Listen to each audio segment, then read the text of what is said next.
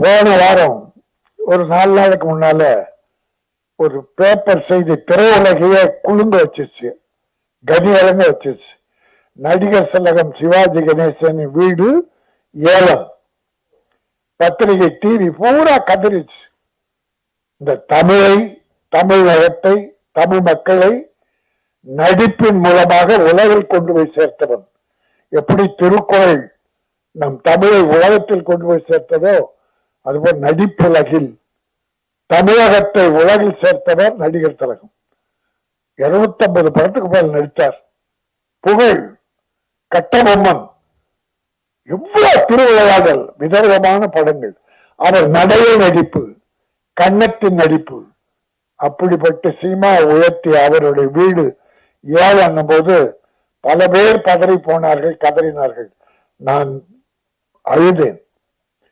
சிவாஜி கணேசன் குடும்ப வீட்டுக்கா இந்த கதி என்று. அது தம்பி யூடியூப்ல அதை பெருசா போட்டாங்க. அது பெரிய வைரல் ஆயிடுச்சு. அதோட ரிசல்ட் என்னன்னா, இந்த காலையில பிரபு எனக்கு போன் பண்ணார். நடிகர்களுடைய மகன் பிரபு டைமண்ட் பாபு போன் எனக்கு போட்டு என்ன பேச சொல்லி, டைமண்ட் பாபு போட்டு கொடுக்க பிரபு பேசினார். அண்ணே, உங்க பேச்சை கேட்டு நான் அழுதுட்டேன். எங்க அப்பாவுக்கு இப்படி ஒரு பேரு ஏலம்னு வரணும் அப்படின்னு நீங்க பேசுறது அழுதுட்டேன்னு அவர் சொன்ன வார்த்தைகள். ஆனா இத உண்மை பாதிதான். என்ன அந்த வீடு அப்பா என் பேர்ல எழுதியிருக்காருன்னு, பிரபு பேர்ல சிவாஜி எழுதியிருக்காராம். இதை எப்படியோ மாற்றி என்ன பண்ணிருக்காங்கன்னு அதெல்லாம் நான் சொல்ல விரும்பல. குடும்பத்துல ஏதோ தப்பு நடந்துருச்சு, அதனால ஏலம் போகாதுன்னு